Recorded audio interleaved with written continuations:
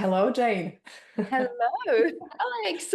I'm so happy I have you here. Welcome to my podcast. And for everyone here, I will just say, oh my gosh, I think I have the powerhouse here. So I don't know where this conversation will go, but let's just slip into it and see where we will end. Because I loved our last chat was about everything, and I think we just went too far and too long. So. Everything all at once. So like, oh my gosh, I found a kindred spirit. When do we stop? Uh, And you're like, let's have this conversation on a podcast. I'm like, well, let's see what happens. Yeah, it was amazing. Like it was probably something. That's why I said, look, let's chat, let's record, because I think there's a lot of things that people try to find out in their life and in their business and try to make themselves feel better and try to look at a purpose, fulfillment, same time effectiveness, and having financial wealth, freedom, and it's all these things, they are kind of like a day-to-day conversations. And I realize we are in a very similar environment when we go to coaching, or we have very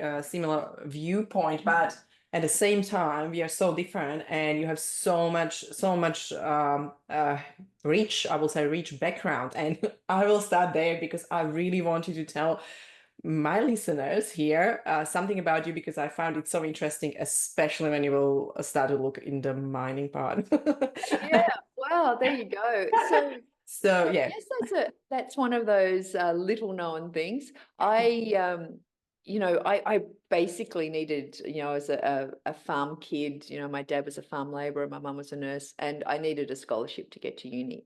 And I remember sitting down on the lounge room floor, and I never thought that I wouldn't be going to university. I just knew I needed the financial assistance. And Yeah. as much as I wanted to do marketing and public relations, there wasn't that many scholarships. And I was good at maths and science and physics, etc. And I ended up getting a scholarship to study mining engineering at New South Wales University. And the interesting thing there was that in the previous 20 years, they'd had 5 girls go through Wow. total. And 5 girls turned up in this year. So it was like, I was in the Sydney Morning Herald, in the newspapers, etc. And then my very first vacation employment at the end of that year, which is 1989, they'd only just changed the legislation to let women work underground. And so I Wow. turned up and 300 men went on strike, which is not a great way to start your career. And being a bit of a have a chat, I think, after they came back to work, and we'd go underground and we'd sit in these crib rooms, about 10 of us together, and I'd chat, and I think they just felt sorry for me after a while. So they started chatting.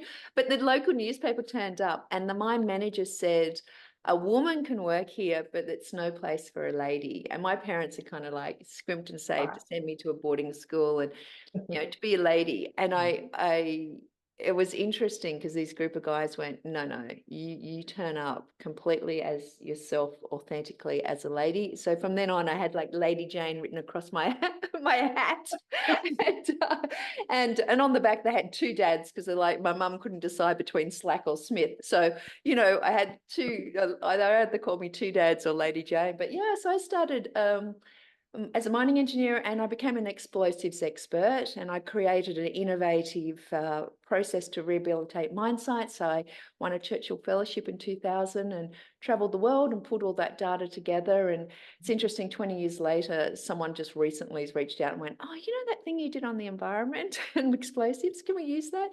Which has kind of been a bit of my pattern in my life, because as an explosives engineer, I used risk assessment every day to understand the risks and likelihood. And I did my thesis on it. It was like the first time risk assessments had been done in the mining industry. And my husband, my now husband, but my then boyfriend 25 years ago, was saying, there's something around this property investing stuff. And I thought, well, I've got $25,000, if I can't risk this. And I got another 20 out of my super, which you could do back then. And I used a low risk analysis. So I kind of went back 20 years and I looked at the 16,665 suburbs in Australia, worked out which ones outperformed the others, why, came up with a low risk strategy.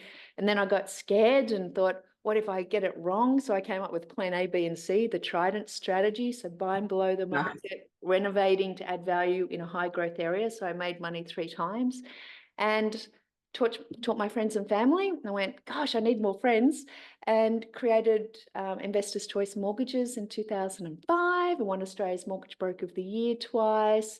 2012, when I need to tell more people about this property investing stuff, and started mentoring overseas with Brendan Bouchard, doing mastermind, and created Your Property Success with a co-founder, and The Ultimate Guide to Renovation, and taught, I don't know, over 30,000 people.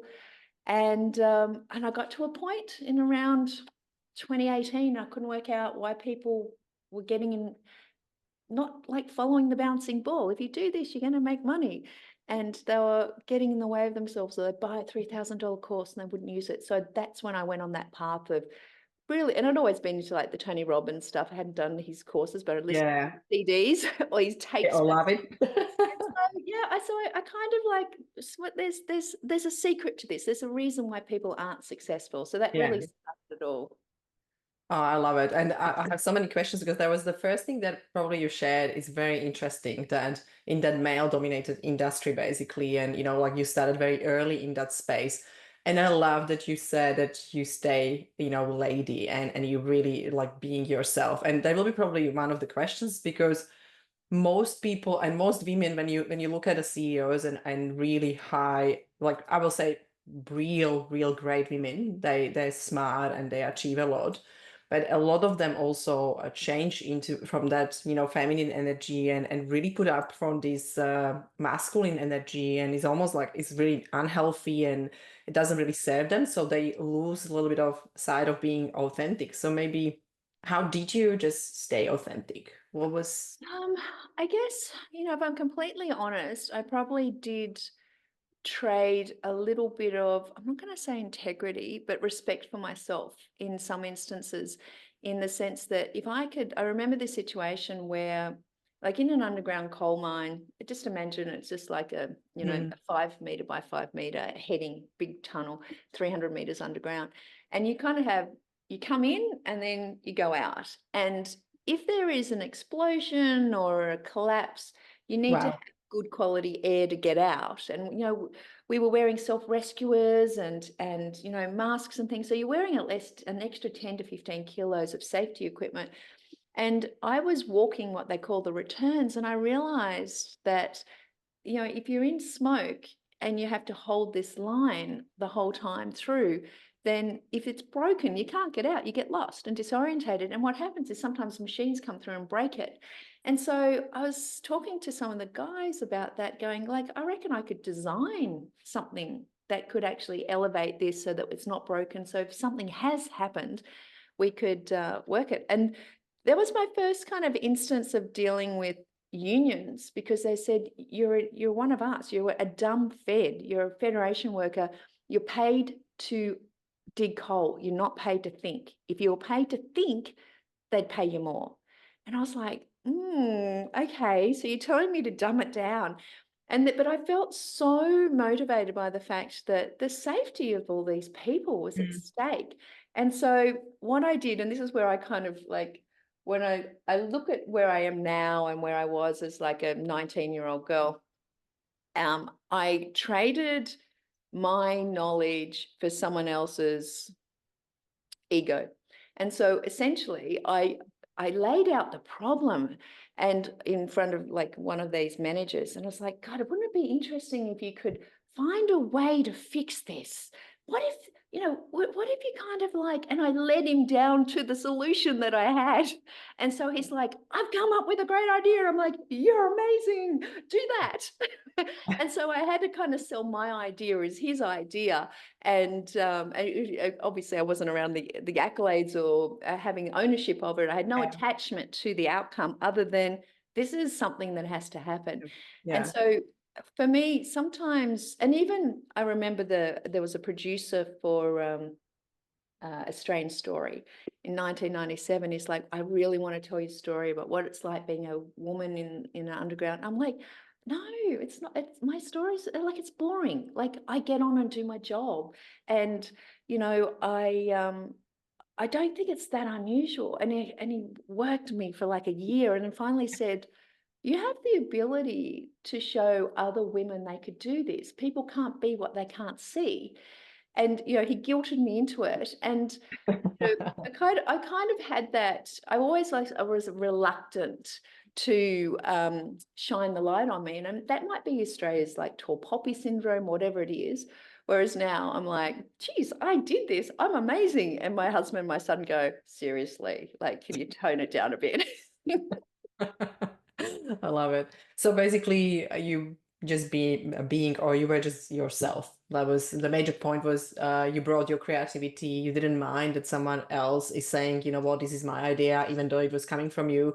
Like you really didn't care. I think that is something that is probably learning there, because what makes us to become too masculine is maybe that attachment to drive to achieve something, you know, like that strong drive, like, you know what, I need to do this, I need to make this happen because I need to prove everyone that I can do it, even if I'm a woman. Maybe that's because when you're talking, like, yeah, telling the story, it's almost like, yeah, where is that coming from, that we feel like we need to step up and become man or harsh, or like take, you know, that not really great masculine part, you know, Mm. on our side or into our personality. And I think it's very interesting because male doing now the opposite, right? They try to become more emotionally fit and trying to actually gain a little bit of that understanding of feminine energy, how to use it in leadership. So it's interesting, how we can be authentic, right? So Absolutely. And to your point, because I wanted to fit in and just be assessed for my ability to do the job, I, I remember my very first performance review. I was so excited. I was getting to work at 4 a.m. and spending time down in the workshops to kind of work out, utilization and availability of these big 240-ton trucks and things, and then reporting yeah. it at the meeting at 6 a.m. And I was like, and I was seeing trends of trucks and things going wrong, and when roads weren't built right, and I was drawing conclusions, and making significant contribution. I was so excited about this performance review, and my boss came in. And I was like, "When are we going to the performance review?" And he said, "Oh no, we've already done it." I'm like, Oh. "Without me?" He was like, "Oh yeah, the mine manager and I, we did it." I said, "Oh okay, what were the big takeaways?" And he said, "When the Japanese turn up, they're so intrigued about having a female there. We want you to wear a smaller size jumper so that they can see you're female, because your clothes are actually hide the fact you're female." That was the entire performance review. And I was just like, What a oh my, feedback. oh my goodness. And so, I was just like, how do you do? uh, But I think, the thing that really disappointed me is around that whole experience, when I think back to the example I shared, was these men underground, that label, or that box they put themselves in as, we're just a dumb fed, we're paid to be the laborers, not the thinkers. That was the first time I came up against people basically holding themselves back from their true potential, or their true opportunities that they have. And it yeah. just staggered me, because my parents had always, we had very limited resources, but we had a house full of love and encouragement. And I couldn't imagine not contributing to your fullest. And so Yeah. that in itself was a real eye opener. I was like, Yeah. So you were influenced in a very young age already, even though you didn't actually study that time, maybe Tony Robbins, and you didn't really probably were connected to that part when you were 19, but you already kind of were thinking, okay, so people are not living the full potential. And now, fast forward 2018, you're sitting there like, why people don't do this? What is missing? And like, why why are they're they not getting in the way of successful? themselves? What's interesting, my mum used to say to my sister and I, you know, um, you're Jane Slacksmith, you can do anything but fly, and with God's help, you can fly. She told us that every night before we went to sleep. And my dad used to Right. say, you can do anything you want. And I mean, he was a laborer, right? But he would say, you can do anything you want if you put your mind to it. If you want to be a garbage collector, just be the best garbage collector you can be. So we were always given this reinforcement as children that anything was possible. And, that's what I've learned in subsequent years, where the attention goes, energy flows, your thoughts and feelings create your reality, imagination creates your reality, create a vision of what you want to create. And that's how I work with my clients now. But, that, and just even the neuroscience of studying the setting of the intention, or putting that vision success story in your mind, so it's a default in times of high stress, where your brain goes to is how you're going to act. We were given a gift, from our in our childhood, of having that self-belief in ourselves.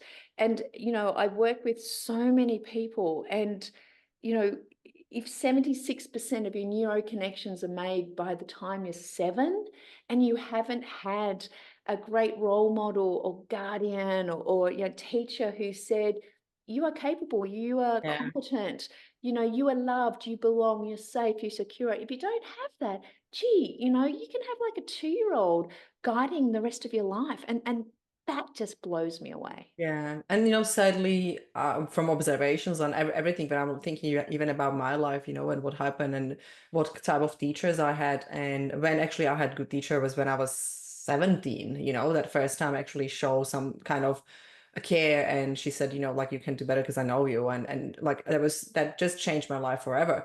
But I never really, had that from perspective of other teachers when I was younger, and that impact. So I see majority of people don't have that, right? So they need to rebuild and rewire the brain. And we know we can, create new neural paths. So that's why I think this all neuroscience and, how we can change and how we can develop better is so popular right now. So I want to probably just talk to, let's say we talk to people, they are not probably there yet, or they still need to overcome some, I wouldn't call it trauma probably, because yes, part of that is trauma.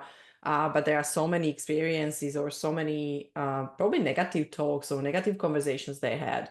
Or, for people that really miss that, like, hey, you can do it, you can do everything. So what do you think? Like when you don't have the childhood, right? Like, where would you start? Like, what you would do? I think it is that I'm sure that this is similar to the clients that reach out to you, and the community that I've built, and the clients that I've worked with in the last 5 or 6 years, is that there's just this starting feeling of unease. There's like, is this it? Like, I've climbed to I love it. the corporate ladder, and I'm looking around and I'm thinking, oh, maybe I Yeah. put the ladder against the wrong wall. Or they're sitting there going, why does this shit still happen to me? Like, why is this pattern? Why does the wrong person keep turning up in my life? And I think that they're going to love me forever.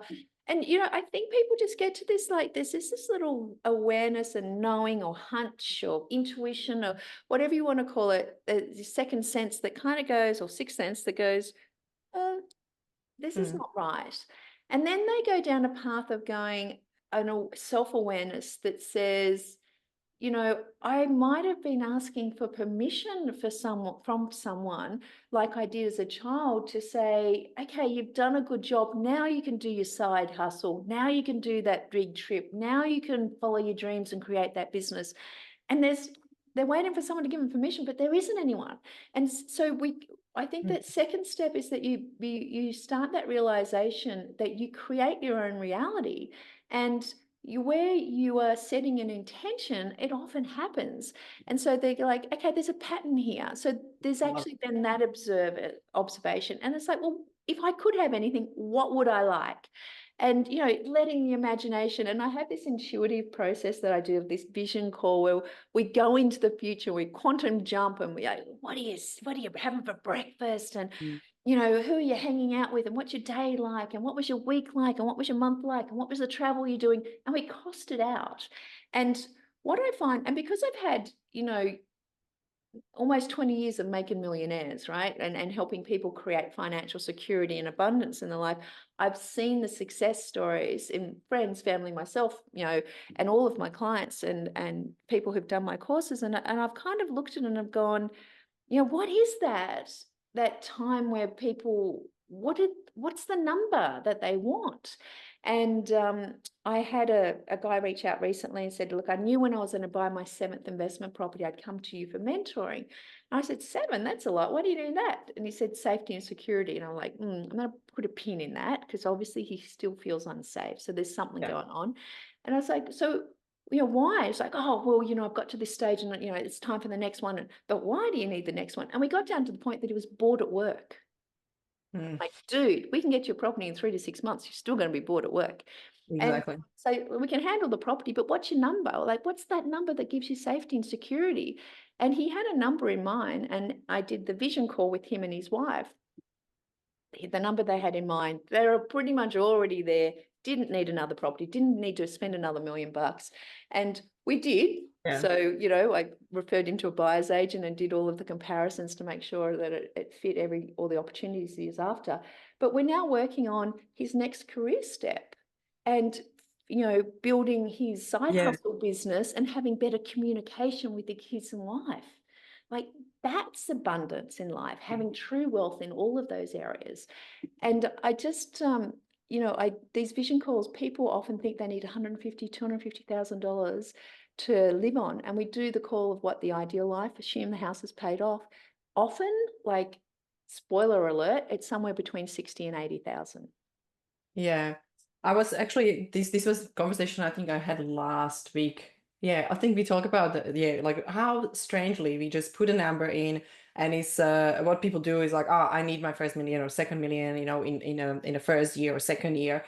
I have 12 months to do it. And all what they do, they start to create such an unhealthy pressure and stress on themselves, and they start losing the relationships. They don't have time for kids, they don't have time for health, they don't go to gym. So basically people took themselves for a few years of that journey of not having life, and become workaholics, become obsessed and all that. So I feel like it's always kind of escape from something as well. And after that, when they start to do a little bit of work, probably what you do, what we do here as well, like just to really understand, okay, so is that my ego talking, or is that actually my real true purpose, or is that my heart?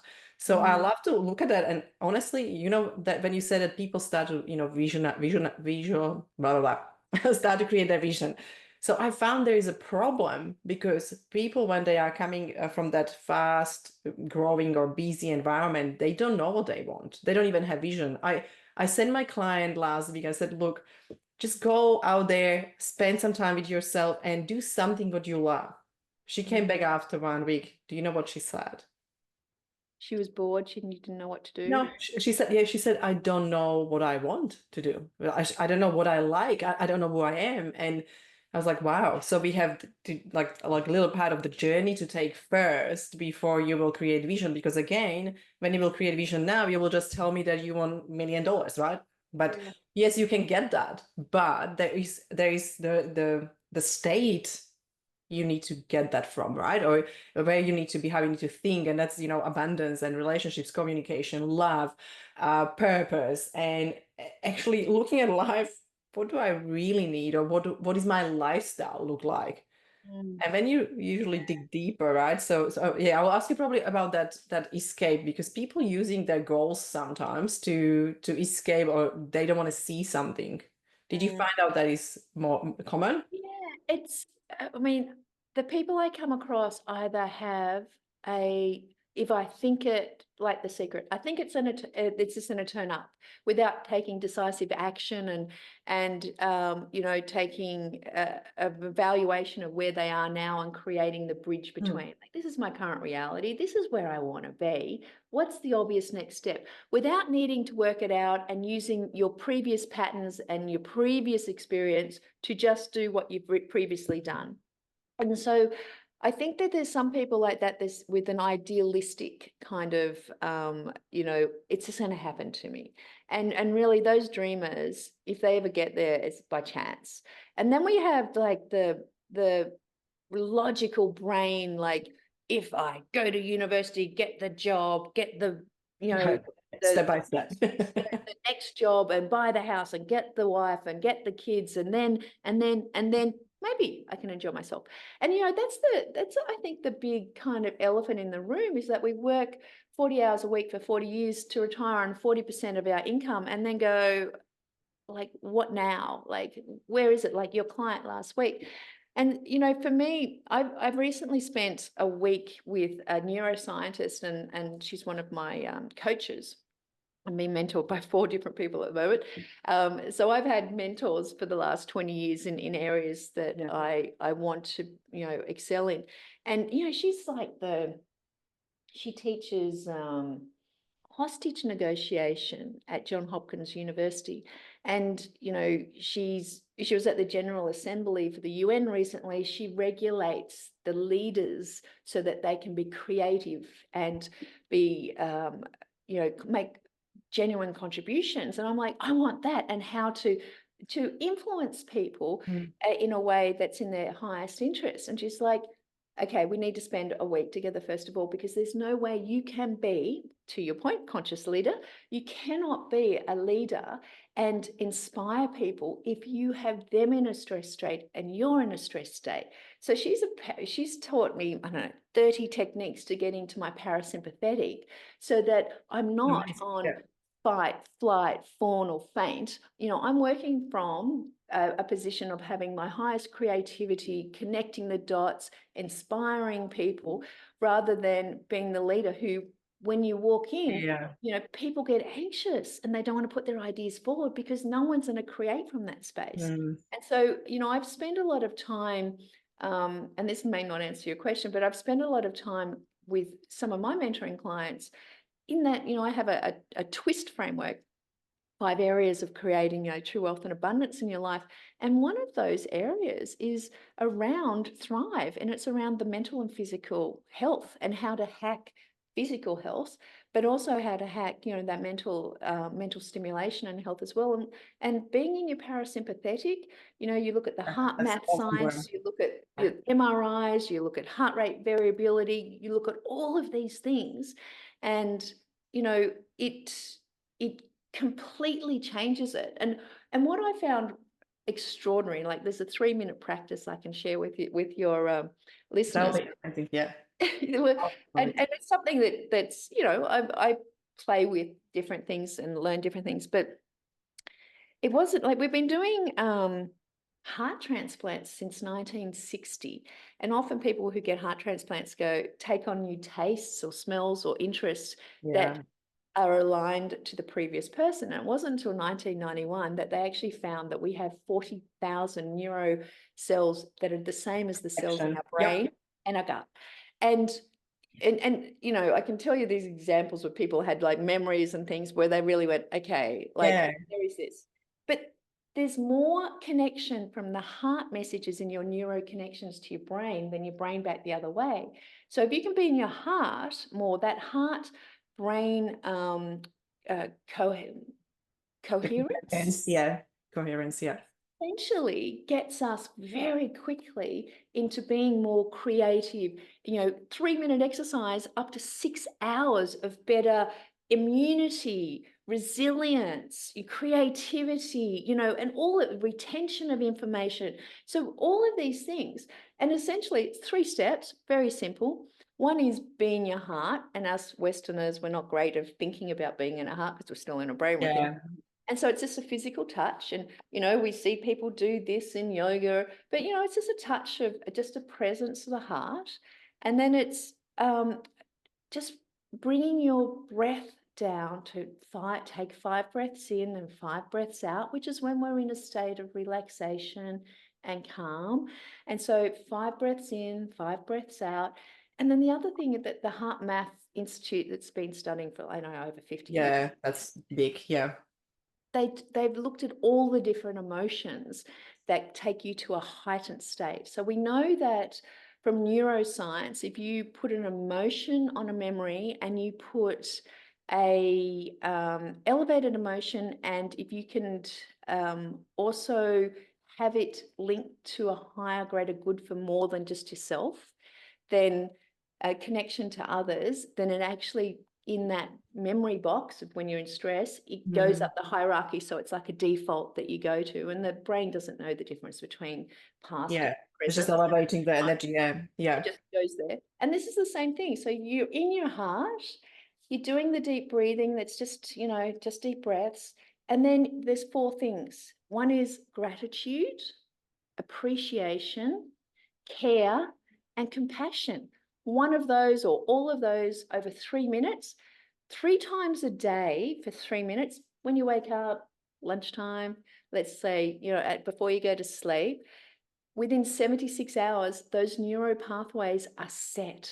So you Mm, can drop into that really quickly. And if you can think of, wanting to be in a state of inspiring people or, even your family, and turning up in a way that is going to make an absolute impact on how your life is purposeful and fulfilled, and having that connection, then being able to drop into something as simple as that. Like, I'd like to sell people a $10,000 program, but essentially you could do it yourself. yeah. And I think, look, Jane, I'm totally in now because I just love this topic, and I'm happy we are going a little bit of these directions. Like that's something that I always dream about, and I'm so happy we can talk about this because you have a very great knowledge level around the topic, and I do a lot of like a Joe Dispenza part and a lot of meditations as well. So yeah, the meditations, and it really truly saved my life. Like I know it's absolutely amazing, and being in heart mind coherence is something that I can't describe the feeling, but the freedom inside of your body and freedom of connection, of maybe feeling of connection and love, it's so strong that I always just burst into tears, and but it's not sad tears, it's just that relaxation and release. It's absolutely amazing. And you're so right, like after that what happens, we really become so creative. Like normal problems, there were problems in my business before, so many years are not now not problems, because I know all what I need to do is to take myself to that parasympathetic system, right? Like I just need to calm down, and I work on my state. And this is what I'm trying to, that's funny part, right? Like this is what I'm always teaching my clients. And I said, you need to do it daily.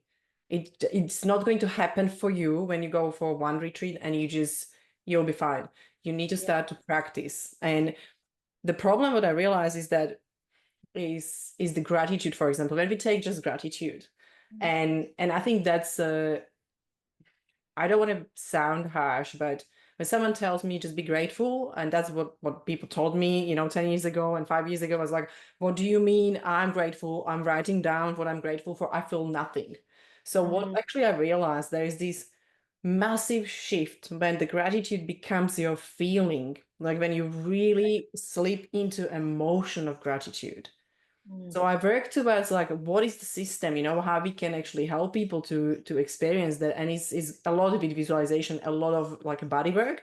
And I found out there was only way how we can bring people into actually feeling that warmth, that overwhelming, crazy love. And it's coming from sky. I know I sound really woo-woo right now, but I'm telling you, it's exactly what Jane said, is science behind, and it actually works because we are changing emotional state. So yeah, I love that. So I think I think of woo now as window of opportunity, because the yeah. wow of science and quantum physics and everything, that was Oh, woo 100 years ago, right? So we're just ahead of our time, is what, if we can bring that transformational, creative connection to all yeah. things, intuition, whatever it is, to overlay that with, our skills and resources and the opportunities that present, there is coincidences and synchronicities, and to your point, every morning I have 10 orientation statements I make. They're future paced. The very first one is, I choose the end result of living my true nature and purpose. And I step for 20 seconds into the emotion of that. And I feel, what is it like for me to learn, be inspired, being curious, and then teach it and see success in others? How does that feel? And I see those aha moments of maybe someone in an audience or a young child that I randomly meet with my puppy in the Yeah. park and show them something unusual. And, that's the moment I have that emotion. And one of my choices, and so every 6 to 8 months with my coach, I will go into, using the American Indian terminology, land of plenty, and see what I want to create, and then come out with some themes and some juicy choices. But and I have choices around family. I choose the end result to having a loving, happy relationship with my husband and son, where we all stand in our sovereignty and agency, and we support each other. Like, I see us doing that and having, a healthy relationships, and I recall some of the happy moments that we have. So I do that, but then one choice a day, I will go into the current reality. So where am I now? I might be feeling imposter syndrome, turning up on Alexandra's podcast going, what have I got to say? Or, I might be, I might be thinking, this is all too much. I'm too tired. It's too hard. And I look at, this positive emotion, and I look at this current reality of not quite where I want to be, where my beliefs or my ego or my stories are dictating, or my limitations and conditions.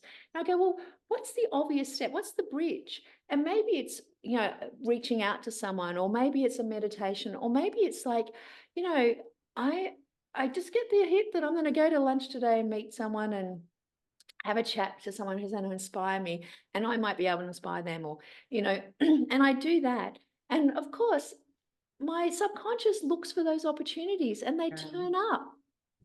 And, I have this beautiful choice of and when I stepped into my land of plenty, I saw like gold raining on me. I was like, I choose the end result of having an abundance of opportunities and connections rain upon me. And recently I was with one of my mentoring clients who ran a retreat in Bali. Actually, you can probably see it here. And I'm standing there in this temple. And it's like, oh, gold is I'm standing there in that's temple, and it's all got these gold coins, which is exactly what I saw. yeah. And it was like, there it is. And so this joy of like, oh my God, here I am. And they captured it on photo. When I think of that, that's what I think of. And it's the connections, and it's all of those beautiful abundance that rains on you. It's not just money. So yeah, I just love the fact that we can create what we want, and we're only limited by imagination. And most of all, I have a premise, which is the universe is conspiring for my success, and I'm the one getting in the way. So often I just like taking myself out of it. Yeah, and I think that's a big point. And you mentioned something I want to just like remind people if they hear it, because it really resonated, right? It's sometimes from being here and being in the negative emotions and negative state, doubting ourselves, and we all do that, like there is always time in a day or a week that we doubt ourselves. We are all humans. It's normal. So sometimes we don't have a good day, but we can actually, look at how that high standard myself, how I see myself, I'm happy, I'm giver, I'm generous, I'm successful, whatever is the imagination, right? So what is that positive part? So I feel amazing, right? So you're looking at that, and I love that you call it, there's just a gap that needs to be filled. And it can be meditation, it can be changing the state, whatever tools and vehicles you're Having a using. bath, who knows? Yeah, exactly. As for some people, walk is enough, right? Like some people do different techniques, different things.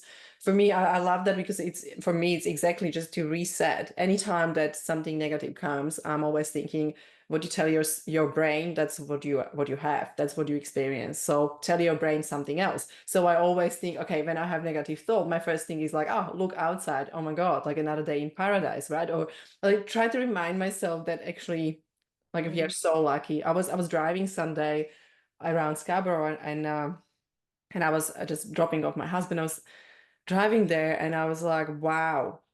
Like a few years ago, I was telling myself I want to live on the beach, and I'm still not happy, right? And I'm living on the beach because when I was driving on a main road, right, I'm seeing basically on the left side the ocean and the beach, and I was like, what are we doing to ourselves, right? Like what we are, like we have what we want, and at the same time we always try to find something that we punish ourselves for something, right? It's like it's always something small. It's like, yeah, I'm going to punish myself. Oh yeah, what is not good enough, So it's interesting, and straight away I drop into state of gratitude, and I had this amazing day, right? And like you said, it's everything when we are in the right state, and when we really work on our state and emotional, and not only mindset, right? Like it's mindset, emotions connected. Yeah. And I always said it's when you know that this is the way, you start to really see miracles every day. Like it's absurd what is happening to me sometimes.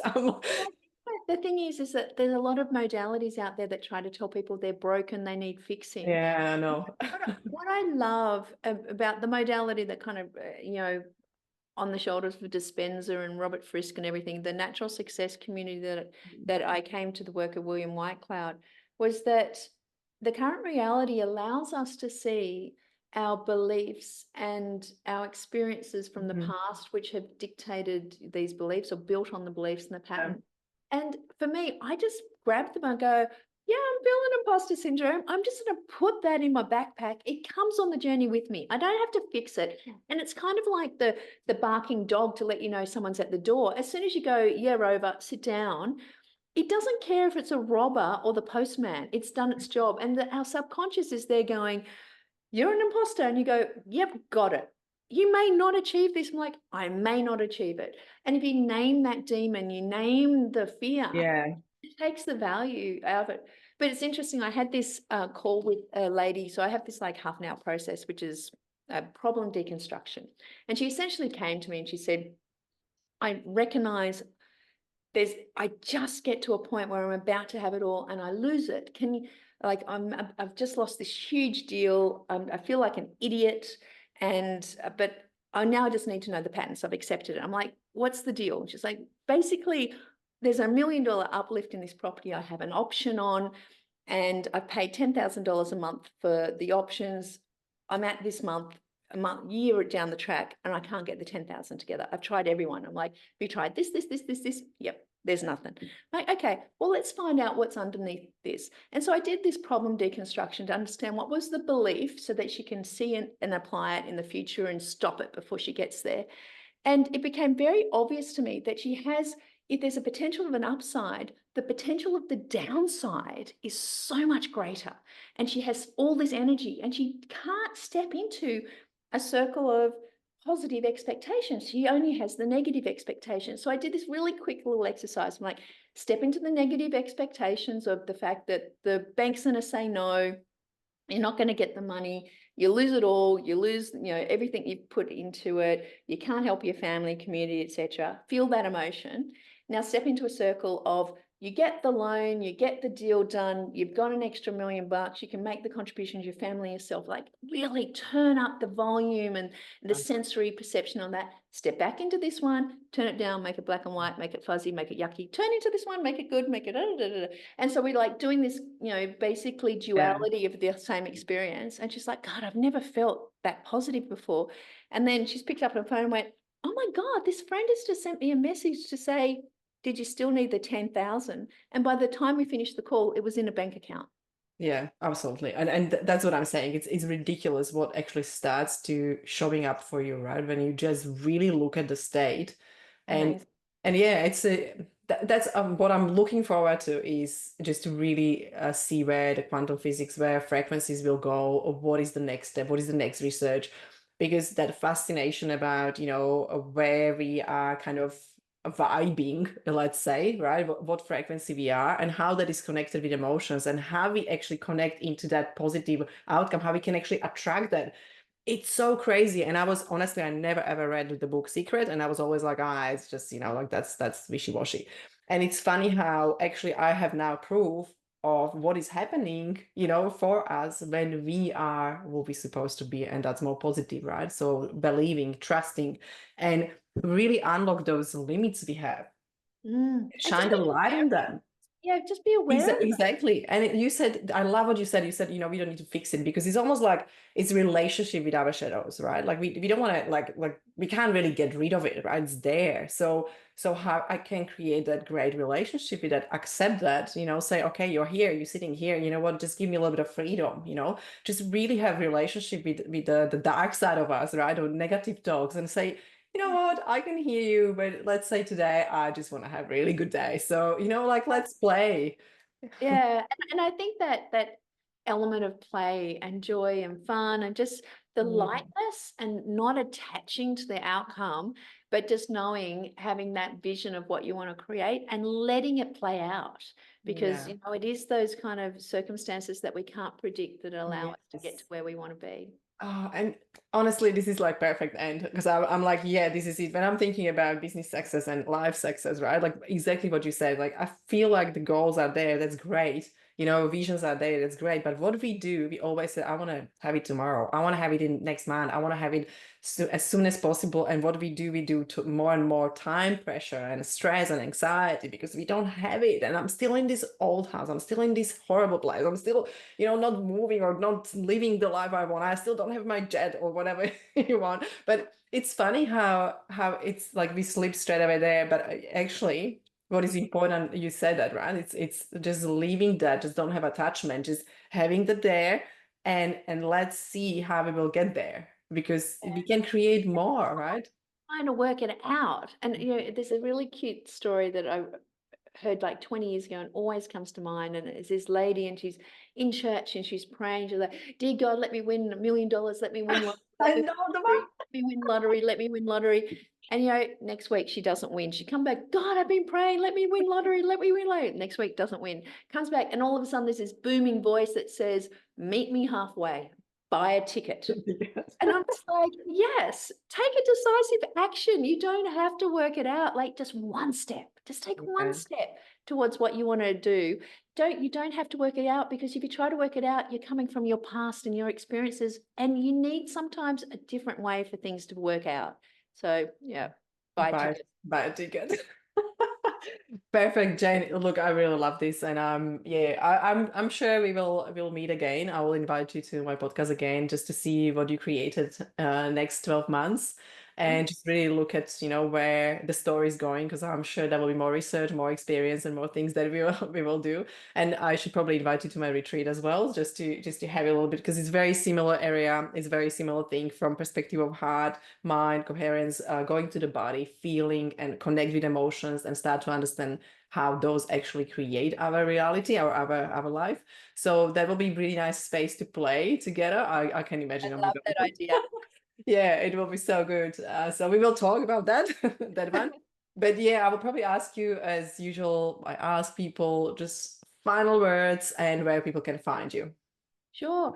Look, yoursuccessclub.com.au, join my Facebook group, which is Your Success Club, Creating a Life of Abundance. And basically I run like monthly mastermind, it's all free, but masterminds on different topics along that, twist kind of framework, which is really around helping people create a life of abundance. And, I've done it. I've watched thousands do it. And, I just would like to be part of that kind of awakening of people taking that next step and taking control of their life and living a life of abundance, fulfillment, and purpose. I love that, Jane. Thank you so much for your time. And I love your energy. And I'm really hoping to chat soon and having you here again. Thank you. Thank you so much. I really appreciate it.